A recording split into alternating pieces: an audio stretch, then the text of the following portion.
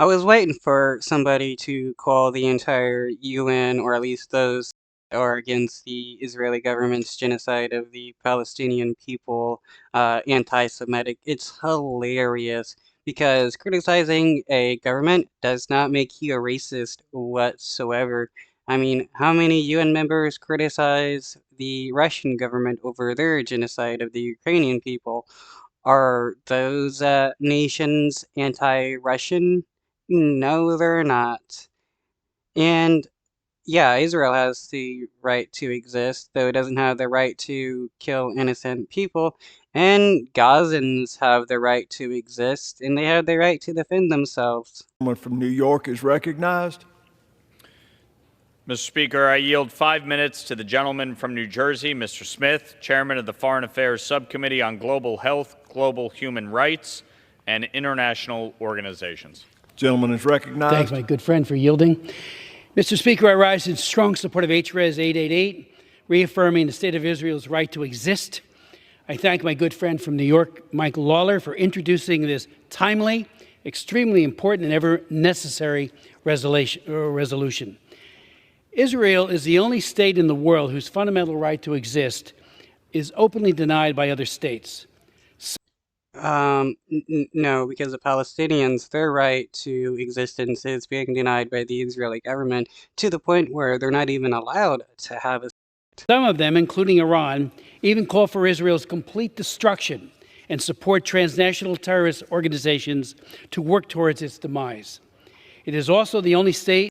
I mean, are you going to talk about how the Israeli government has helped fund Hamas in the world whose fundamental right to exist is constantly undermined and challenged by intergovernmental organizations such as, and most shamefully of all, the United Nations?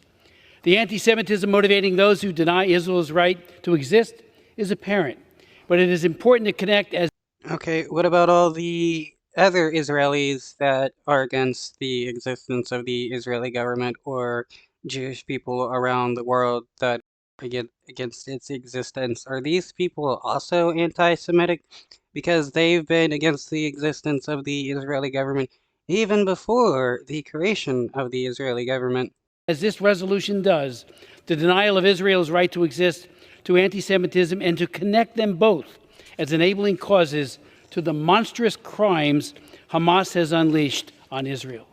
Make no mistake, Mr. Speaker.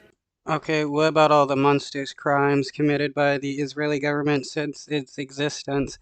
Like, what about the thousands of people that were murdered or expelled from their land in order to create the Israeli government? And what about the 20,000+ people that have been killed by the Israeli government since October 7th? What about those people? Tell me. Anti-Semitic bigotry is the root of UN's hostility towards Israel, which is ugly, evil, and manifests itself in almost every UN entity. Right, because criticizing a government for their genocide is somehow ugly and evil, and you're racist for it. And unless it's like other governments like Russia, who you're not considered, racist for criticizing, or like the Saudi Arabian government for their genocide of Yemen, or the Chinese government for their genocide of the Uyghurs. On November 8th, I chaired a hearing of my subcommittee on, and we called it United Nations Bigotry Towards Israel. We heard expert testimony from Hillel Neuer, Executive Director of UN Watch, and Jonathan Schneider, the Senior Vice President for Research at the Foundation for the Defense of Democracies. Hillel told us that, and I quote, teachers in schools at the UN Relief and Works Agency, which runs education and social services for Palestinians, regularly call to murder Jews and create teaching materials that glorify terrorism, encourage martyrdom, demonize Israelis, and incite anti-Semitism. Is any of this true? Because it sounds just like a bunch of lies that the Israeli government has created, some propaganda. He further said in 2000 alone, UNRWA received $344 million in U.S. funding. Yet a March 2023 report by UN Watch and Impact SC identified 133 UNRWA educators and staff who were found to promote hate and violence on social media. An additional 82. Okay, are we also going to talk about how the Israeli government does promote hate and violence against the Palestinian people? How the Israeli government is sending Israeli settlers to go out and kill Palestinians? Why don't these people talk about that as much as everything else? Is it because they don't want people to see the Israeli government as funding terrorists? Because they are.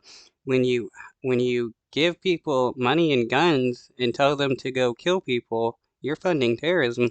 Teachers and other staff affiliated with 30 UNRWA schools who were involved in drafting and distributing hateful contents to their students. And that's just the tip of the iceberg. Jonathan Schnauzner testified that, and I quote him, the UN doesn't recognize Hamas as a terrorist group, nor does it recognize Hezbollah either. That means UN resources are regularly provided to members of those terrorist organizations. I mean, yeah, the UN does declare Hamas as a terrorist organization. Where is he getting this information from? Like, the entire world knows Hamas is a terrorist group. According to the great human rights defender, Mr. Speaker, Natan Sharansky's famous 3D test for anti-Semitism, which he articulated at a hearing that I chaired way back in 2004, criticism of Israel is nothing less than anti-Semitic when it passes over into the demonization of Jews and Israel, delegitimizes the Jewish state, or applies double standards that is one standard for Israel and another for every other country on earth. Yeah, but nobody is holding up the Israeli government to a different standard. They're saying the Israeli government needs to follow the standard of war, which is not mass murdering and committing a genocide. It is hilarious how this dude is trying to say, like, criticism of the Israeli government is anti-Semitism, because it is not. You're allowed to criticize governments. That is what many UN entities and agencies do every single day. Yesterday, the Jewish Telegraphic Agency, the JTA, reported that the latest example of the double standard, and said, nearly 50 days after Hamas's attack on Israel left 1,200 dead, and after weeks of criticism over its silence about allegations of sexual violence during the attack, the women's rights group UN Women issued a statement condemning the terror group on Friday.